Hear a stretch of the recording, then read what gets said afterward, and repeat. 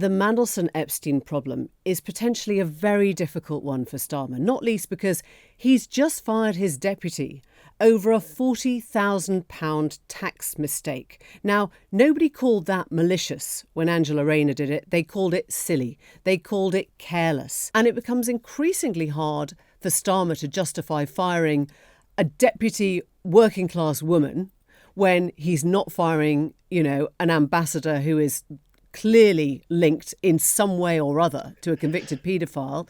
And it also asks questions of Starmer's own judgment in terms of what he actually admits to knowing at the time.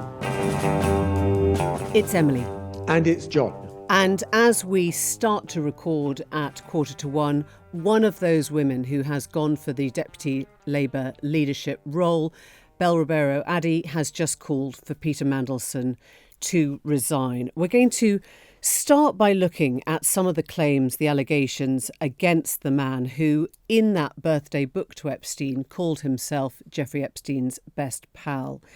And this is a story from the Telegraph, which suggests that Epstein was brokering a deal with Lord Mandelson over the sale of a UK taxpayer-owned banking business after he'd been convicted of child sex offences. These are from emails that the Telegraph has now printed in full. It was a £1 billion deal negotiated whilst Mandelson was the business secretary and just months after Epstein had been released from prison.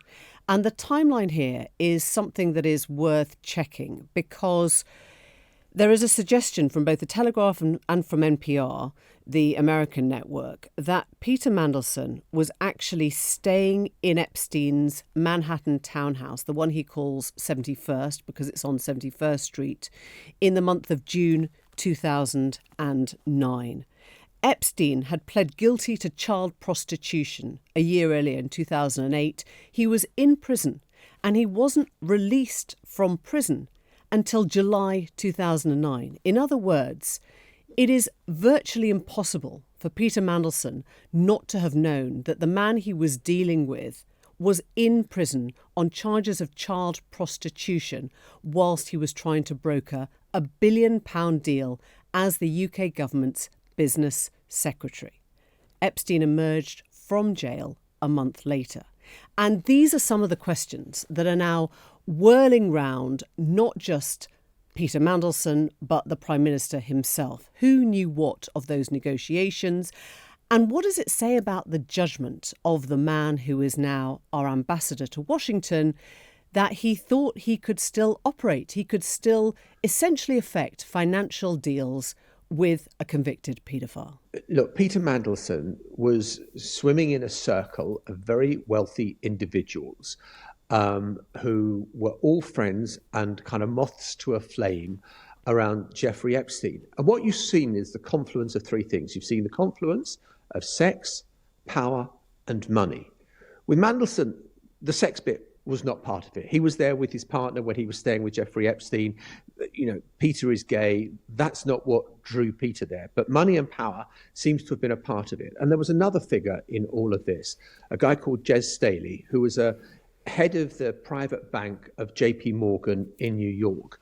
And this New York Times has done fascinating reporting on the unease that was felt within JP Morgan about continuing to bank Jeffrey Epstein, and how Epstein somehow always managed to charm his way so that people stuck around, even though, as you say, Emily, there was that criminal conviction against him from the Florida court case, the sweetheart deal, where he got off extremely lightly on pretty serious offences. And Peter Mandelson has found it necessary to give an interview to try to talk about why he maintained this relationship with Jeffrey Epstein for so long. He was talking to Harry Cole from the Sun newspaper. One, I feel a tremendous sense, a profound sense of sympathy for those people, those women who suffered as a result of his behaviour and his illegal criminal activities. And secondly, I regret very, very deeply indeed carrying on that association with him for far longer than I should have done. And I regret very much that I fell for his lies. I fell and accepted assurances that he had given me about his indictment, his original criminal case in Florida. Like very many people, I took at face value what he said.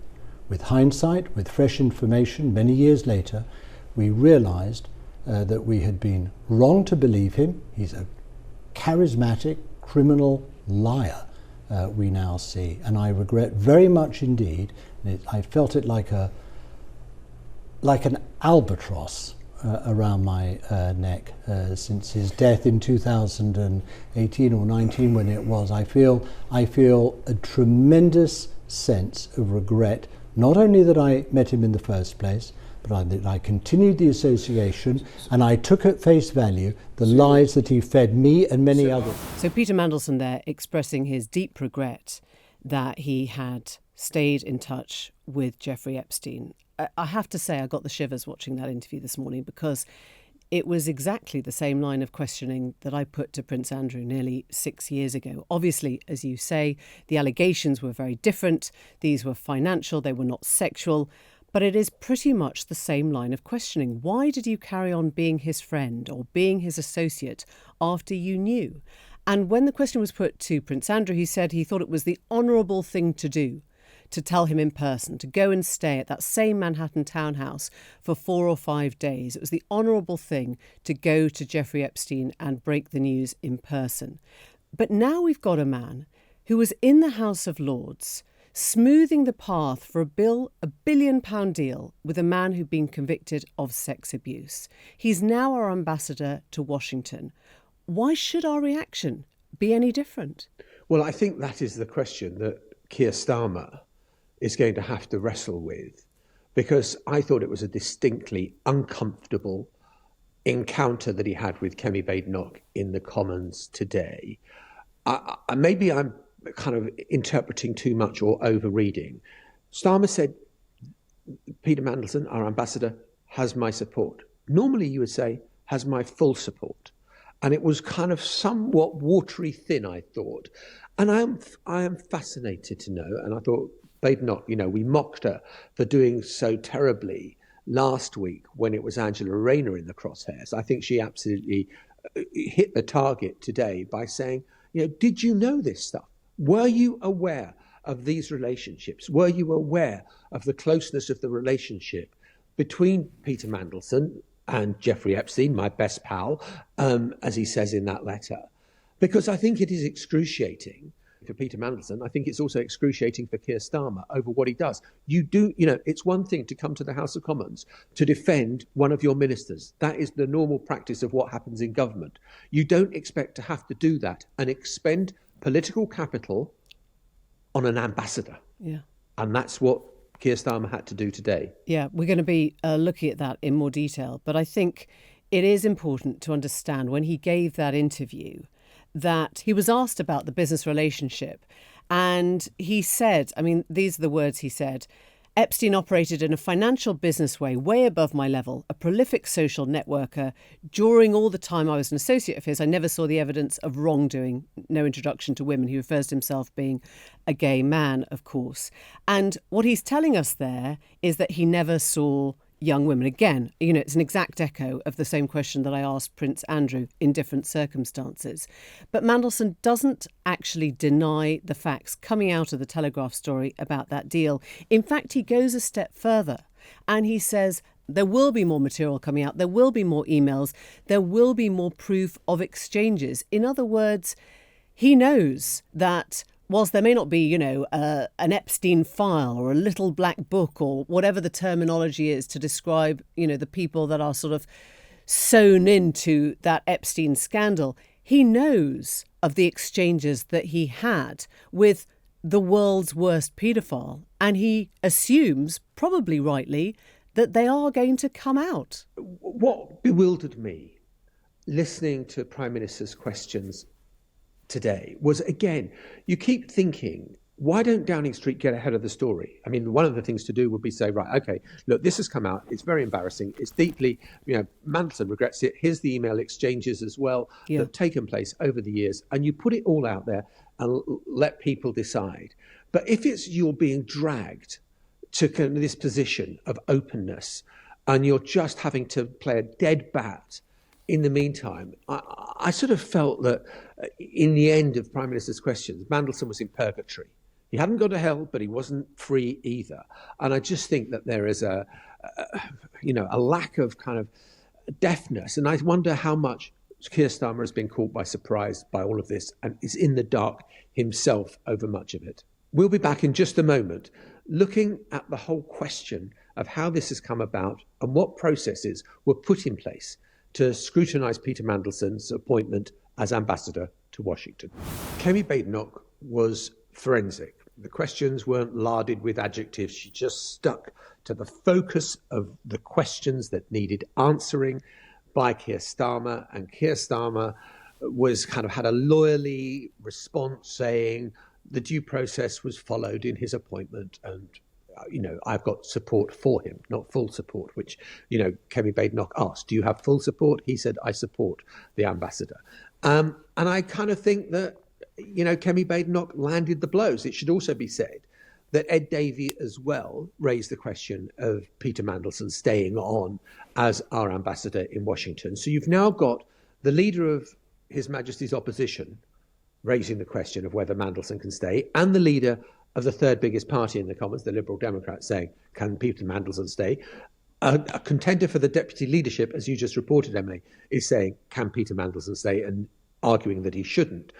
And I think that it's left Starmer where he's expending a lot of political capital on keeping Peter Mandelson in post when it is very uncertain that he'll be able to keep him and save him from, frankly, all of this. I mean, look, the irony is not lost on many of us that the one person who probably loves having Peter Mandelson in that post is Donald Trump, with whom we are trying to effect a trade deal right now. He may think of him, who knows, as one of his own. But I think the Mandelson Epstein problem is potentially a very difficult one for Starmer, not least because he's just fired his deputy over a £40,000 tax mistake. Now, nobody called that malicious when Angela Rayner did it. They called it silly. They called it careless. But you're now dealing with an ambassador, with somebody who's been in several government jobs and lost several government jobs throughout the Blair government, and indeed with Brown as well, who managed to maintain a relationship with a convicted paedophile. And I think if you're Keir Starmer, you are facing now some really grim questions about women versus men in public life, about posh versus poor, about diplomatic versus council estate. And I think if Rayner was now looking at this, and obviously she hasn't come out, I doubt she will, you'd kind of be spitting blood. And you are now sort of wanting to know what those in the Labour Party, particularly the women, I mean, it's not a woman's problem, and I should stress that, but it just so happens that all the deputy leader candidates are women. You kind of want to know what they feel about having Mandelson in the job still, whilst Rayner is on the outside. And I was calling round a few, and I was talking to a few backbenchers, and the overriding sense that I had back from those who were willing to speak, and I should say that a lot of them weren't willing to speak, and I didn't get many replies, was this sense that the entire leadership team think it's just, or want to call this sort of conspiracy. They think it's nonsense, that the public don't really care about it, and that they see Peter Mandelson as one of them. They think of him as eminently qualified. I mean, what did Keir Starmer reach for? He said he's very important to our trade deal. That doesn't answer the question about his judgment over a convicted paedophile.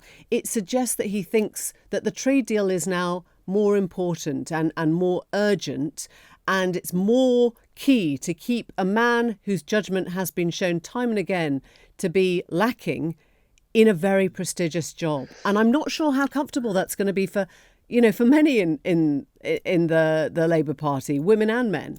Look, I wrote a column when Peter got appointed as our ambassador, saying the gamble of appointing Peter Mandelson as Britain's ambassador to Washington, because I've seen this movie before. I was a political correspondent at Westminster when he was forced to resign, again over money, this time over a £373,000 home loan given to him by Jeffrey Robinson, who was then a Treasury Minister, and then again over the Hindujas and the issuing of a passport.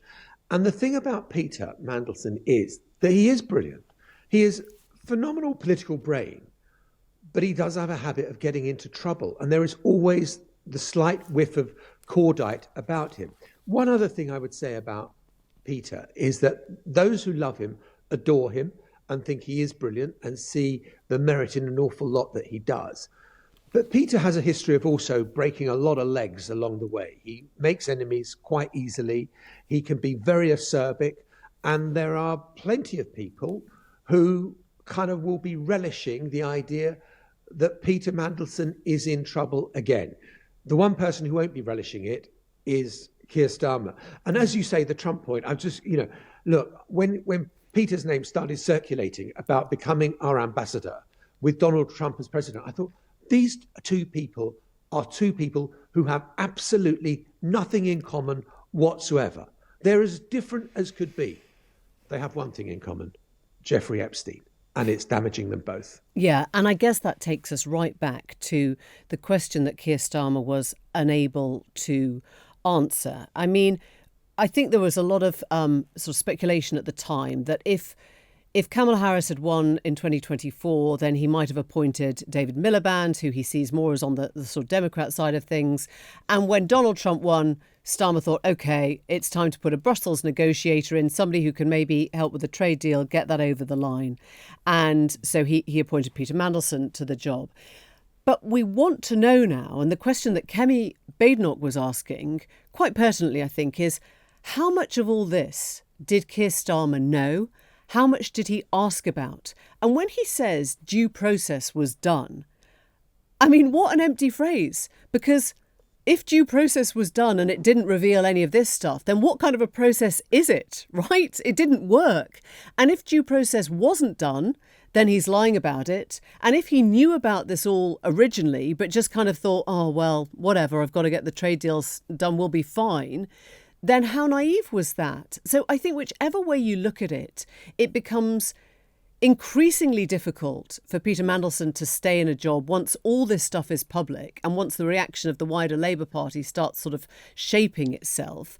And it becomes increasingly hard for Starmer to justify firing a deputy working class woman when he's not firing, an ambassador who is clearly linked in some way or other to a convicted paedophile.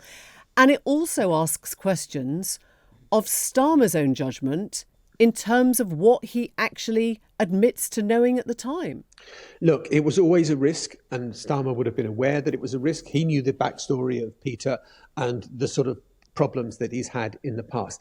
I don't quite buy the comparison with Angela Rayner, one being working class and one being middle class. I don't quite buy that. Look, Angela Rayner's problems came from the fact that this was a very recent transaction where she was the housing minister and she was responsible for all of that, and she kind of didn't take enough interest in the tax affairs surrounding the purchase of that flat in Hove. The Mandelson allegations go back to 2007 or thereabouts, when he was business secretary, and a lot of water has passed under the bridge since Peter Mandelson was business secretary, back in the early 2000s or whatever it was. So I think that, there is a sufficient gap. I think the key question is, was Keir Starmer told about all of this? Was he aware of all of this at the time? And then there's, there are the serious questions about the business relationship he had with Epstein and when it was and how long it went on.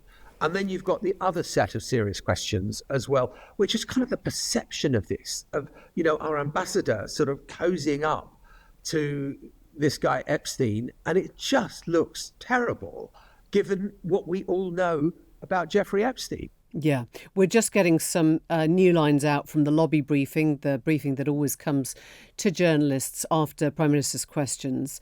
And this from Pippa Creer at The Guardian, who says Downing Street appears to suggest that Keir Starmer may already be aware of the embarrassing details Peter Mandelson says are still to come out about his friendship with Epstein. The PM spokesperson says the association's been a matter of public record for some time. The ambassador has repeatedly addressed questions on it.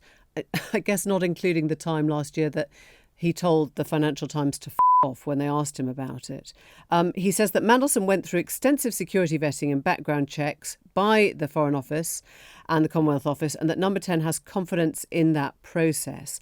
And of course you're right, Soaps. You know, you're right in the sense that one was very, very recent and it was directly related to her own job. In other words, she was housing minister and she had come short on her own house purchase.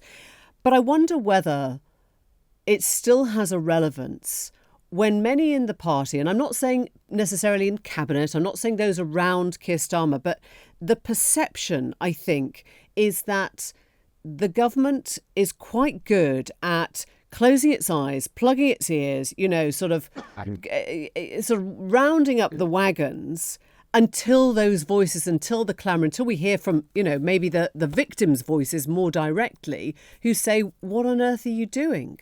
You know, it's much easier to sort of plough on and say, oh, well, that was then, this is now. But actually, it does all come back to a question of judgment, doesn't it? And if there are people in the Labour Party who feel that there's one rule for some and one rule for another, then I think that does become a sort of a more uncomfortable question for the Prime Minister. But also remember that it's very exceptional in British politics for a frontline politician, as Peter Mandelson was, to be appointed as our ambassador anywhere. And I can only think of, Ed Llewellyn, who used to be David Cameron's chief of staff, was appointed our ambassador to Paris. Before that, you'd have to go back to Peter Jay during the Callaghan years, being appointed as ambassador to Washington. It is very rare. We have a system. Paul Boateng was appointed our High Commissioner to South Africa. That's 4 people over the space of about 40 years. It's not many. So Keir Starmer used up a lot of political capital and pissed off an awful lot of people in the Foreign Office who thought, actually, it's my turn to go to Washington now. I've done various ambassadorships. You can't suddenly give this jewel in the crown to Peter Mandelson, but he did. And I think the view in Downing Street until the past couple of days has been that Peter Mandelson has been doing a brilliant job as ambassador, and he has done a formidable job in cozying up to Trump and building a relationship with Trumpland, which I think has paid enormous dividends. But as I said from the start, with Mandelson, there is always a risk, and now Keir Starmer is having to deal with the downside of appointing Peter Mandelson. Just while we're recording, I've actually been thinking of another complication to this whole story, which is that Mandelson has, I guess, done what all kind of comms professionals would tell you to do, which is, you know, try and get on the front foot, get out there, give the interview. He's given the interview to Harry Cole. He hasn't denied the Telegraph story. He hasn't denied that it was his signature, his photos, his 10 pages in the Epstein birthday book, which leaves Trump in a very complicated position, trying to argue that the whole thing is a Democrat hoax. And in fact, if you widen that still larger, you get, all the other signatories, there are about 150 people who contributed to the Epstein book. The vast majority of the drawings that we have seen have all been about sex, have all been about Epstein's proclivities. But you have all these other people who are not calling their signatures hoaxes, who are not pretending that they had nothing to do with the book, leaving Trump kind of in the cold now as being the only person who keeps on insisting that his signature was faked, the book is a hoax, it doesn't exist, and he's still suing the Wall Street Journal. So that doesn't really add up. We'll be back tomorrow. See you then. Bye for now. The Newsagents. This is a Global Player original podcast.